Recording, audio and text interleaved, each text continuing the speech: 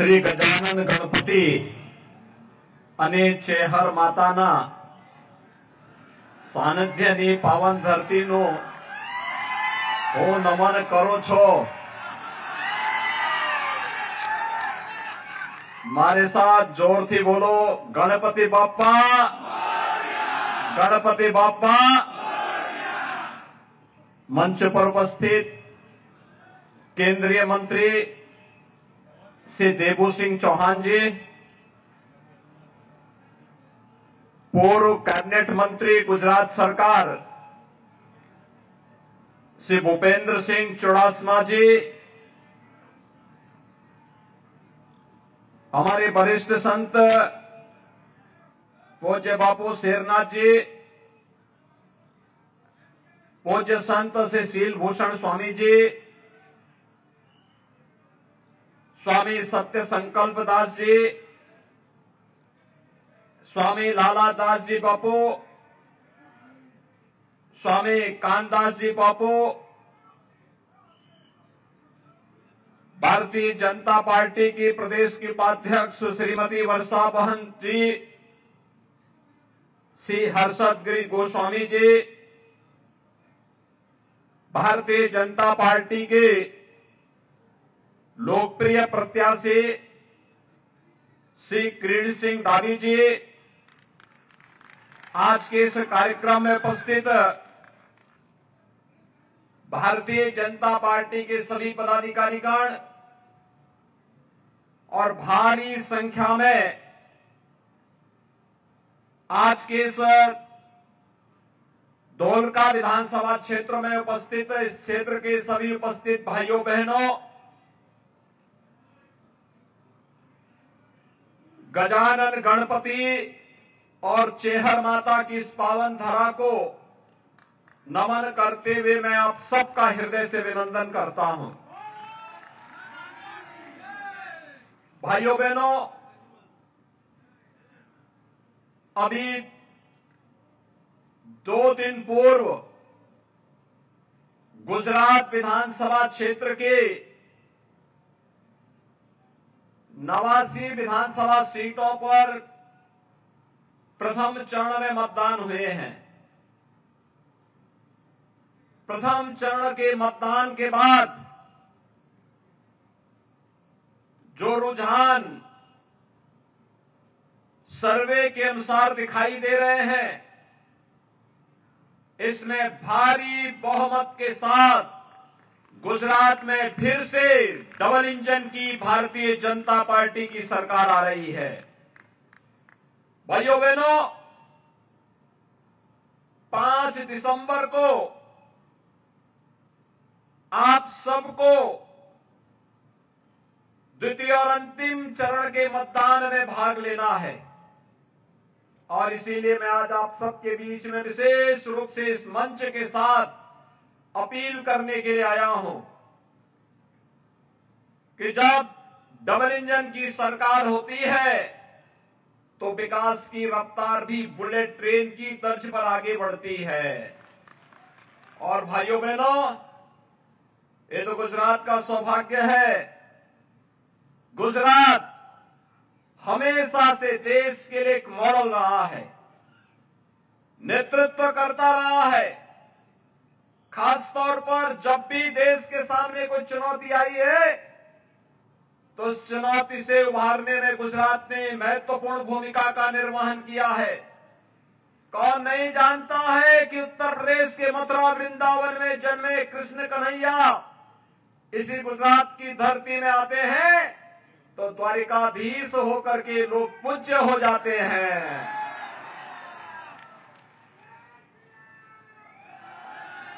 कौन नहीं जानता कि उत्तर प्रदेश की धरती में जन्मे स्वामी भगवान स्वामीनारायण गुजरात की धरती में आते हैं, भगवान स्वामीनारायण के रूप में लोग पूज्य हो जाते हैं। और भाइयों बहनों, ये गुजरात की धरती का महात्मा है। सामाजिक बिखराव की स्थिति जब मध्यकाल में मुगल आक्रांताओं के कारण भारतीय समाज में देखने को मिला था, तब स्वामी दयानंद सरस्वती भी इसी धरती की देन है। देश की आजादी में जब किम कर्तव्य विमूढ़ की स्थिति दिखाई दे रही थी, लोगों में भय था कि पता नहीं क्या होगा, देश लगता है कभी आजाद नहीं होगा। उस समय देश की आजादी को मुखर स्वर देने और उसका नेतृत्व करने के लिए आजादी के आंदोलन के महानायक राष्ट्रपिता महात्मा गांधी आए और जिनके नेतृत्व में देश स्वाधीन हुआ। ये भी गुजरात की धरती की देन है। भाइयों बहनों, ये गुजरात की धरती की देन है। देश की आजादी के बाद भारत का एकीकरण का एक चुनौती थी। कौन नहीं जानता कि जूनागढ़ का नवाब और हैदराबाद का निजाम कभी भी भारत गणराज्य का हिस्सा नहीं बनना चाहते थे, लेकिन लौह पुरुष सरदार वल्लभ भाई पटेल ने एक ही बार कह करके कि अगर बातों से नहीं मानोगे तो दूसरी भाषा में समझाएंगे। जैसे 561 रियासत भारत गणराज्य का हिस्सा बन रही है, वैसे ही जूनागढ़ और हैदराबाद को भी बनना पड़ेगा। और भाइयों बहनों, सरदार साहब की सूझबूझ और दृढ़ इच्छा शक्ति के सामने उस समय जूनागढ़ और हैदराबाद को भी भारत गणराज्य का हिस्सा बनना पड़ा था। 563 से अधिक रियासतों को भारतीय गणराज्य का हिस्सा सरदार साहब ने बनाया था। और भाइयों बहनों, जब भारत की राजनीति अविश्वास और कांग्रेस के भ्रष्टाचार के कारण व्यापक असंतोष और अव्यवस्था का कारण बन रही थी, तो गुजरात के तत्कालीन मुख्यमंत्री श्री नरेंद्र भाई मोदी जी को भारत की कमान गुजरात की ओर से देने को मिला। और भाइयों बहनों, आज मोदी जी के नेतृत्व में एक भारत श्रेष्ठ भारत की परिकल्पना साकार हो रही है। हम सब देख रहे हैं, आज वैश्विक मंच पर भारत की प्रतिष्ठा बढ़ रही है। भारत दुनिया की 5वीं बड़ी अर्थव्यवस्था बन गया है और 5वीं बड़ी अर्थव्यवस्था उस ब्रिटेन को पछाड़ करके बन रहा है जो ब्रिटेन 200 वर्षों तक भारत पे शासन किया था। आज उस ब्रिटेन को पिछाड़ करके भारत दुनिया की 5वीं बड़ी अर्थव्यवस्था बना है। आपने देखा होगा, 1 दिसंबर को प्रधानमंत्री मोदी जी को G20 के उन 20 बड़े देशों के 1 वर्ष के लिए नेतृत्व का दायित्व दिया गया है, जिनका दुनिया के 80% संसाधनों पर अधिकार है। आजादी के अमृत महोत्सव वर्ष में इससे बड़े गौरव की बात ये बताती है कि वैश्विक मंच पर भारत की प्रतिष्ठा बढ़ रही है। भाइयों बहनों, एक और वैश्विक मंच पर बढ़ती हुई भारत की प्रतिष्ठा और दूसरी ओर सुरक्षित हुई सीमाएं। 20 वर्ष पहले तक गुजरात में दंगे होते थे, कर्फ्यू लगता था, व्यवसाय करना कठिन था, बेटी और बहनें सुरक्षित नहीं महसूस कर पाती थी, कोई धार्मिक आयोजन नहीं हो पाता था। लेकिन 20 वर्ष पहले मोदी जी के नेतृत्व में गुजरात के कर्फ्यू पर और गुजरात के दंगों पर हमेशा के लिए विराम हो गया। अब गुजरात में कर्फ्यू नहीं, गुजरात में दंगे नहीं, गुजरात का ये मॉडल देश के अंदर आतंकवाद, नक्सलवाद और अलगाववाद को समाप्त करने के काम आ रहा है। आज भारत आतंकवाद से मुक्त हो गया है, नक्सलवाद से मुक्त हो गया है, अलगाववाद से भी मुक्त हो गया है। ये भारत की बढ़ती हुई प्रतिष्ठा का प्रमाण है। सुरक्षित भारत का एक नया मॉडल है दुनिया के सामने। और भाइयों बहनों, सुरक्षित भारत भी है तो अपने लोगों का ध्यान और उसके प्रति संवेदना कैसे होनी चाहिए। सामान्य दिनों में मोदी जी ने अनेक योजनाएं दी। हर गरीब को सिर ढकने के लिए प्रधानमंत्री आवास योजना, हर गरीब के घर में शौचालय का निर्माण, हर गरीब को 5 लाख रुपए की आयुष्मान भारत की योजना, हर गरीब के लिए राशन की सुविधा, हर गरीब को विद्युत के कनेक्शन, हर गरीब को उज्ज्वला योजना में रसोई गैस का कनेक्शन, ये तमाम योजनाएं तो दी ही है।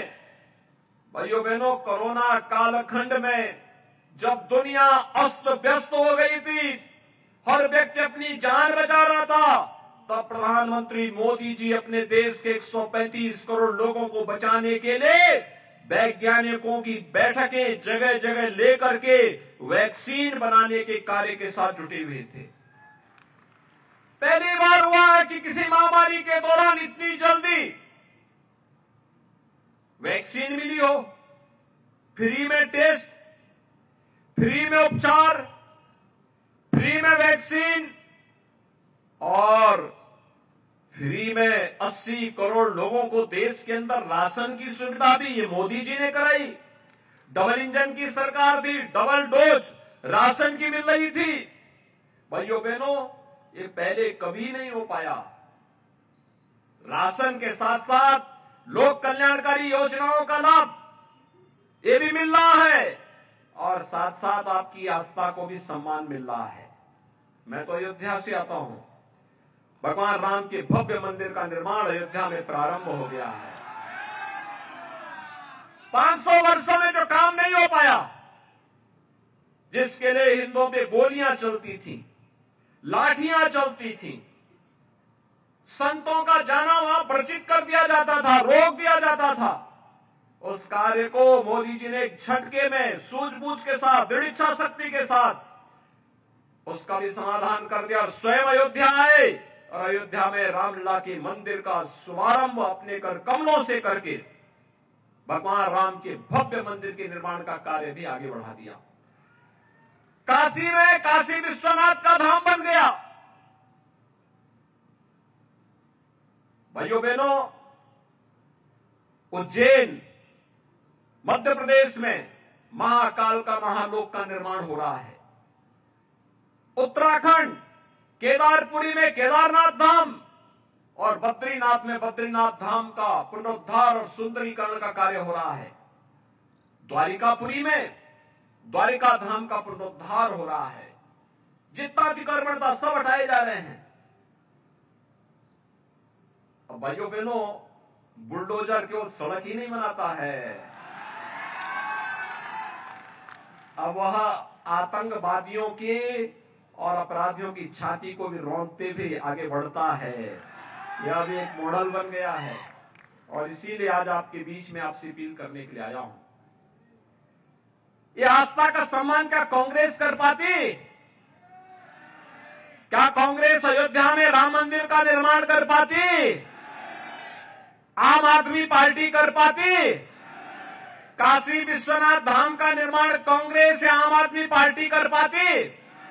और कश्मीर से धारा 370 को क्या कांग्रेस या आम आदमी पार्टी हटा पाती? भाइयों बहनों, ये न सुरक्षा दे सकते हैं, न सम्मान दे सकते हैं, न रोजगार दे सकते हैं, न गरीबों के दुख के साथ दुखी हो सकते हैं, न अपनी संवेदना ही व्यक्त कर सकते हैं। इनको क्यों चुनना है?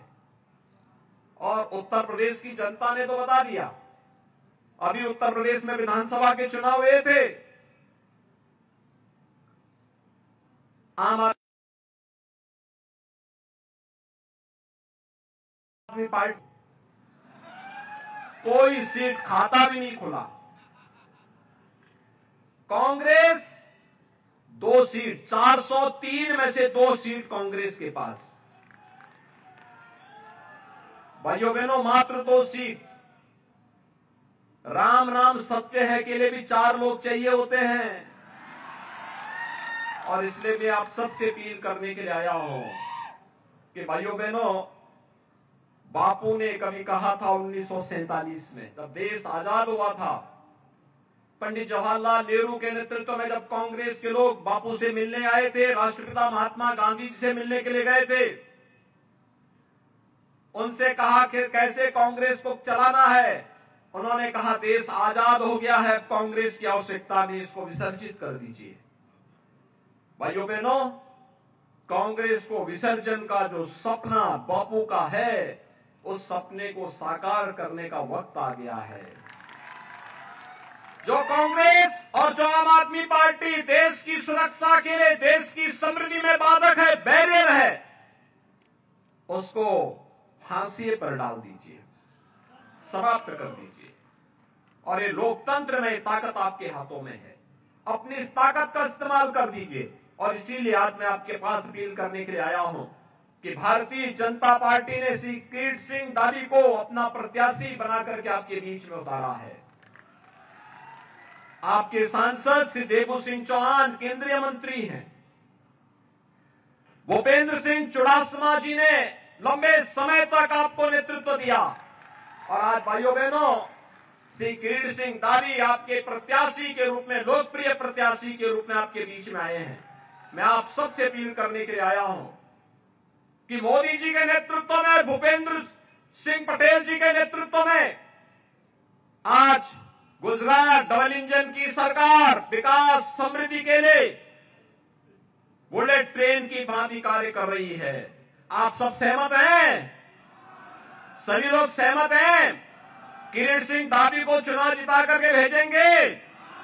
सो आप बधा भाजपा ने भव्य जीत आपसो, हाथ ऊंचा करीने समर्थन आपो। भारत माता की, भारत माता की, भारत माता की जय श्री राम, जय जय श्री राम।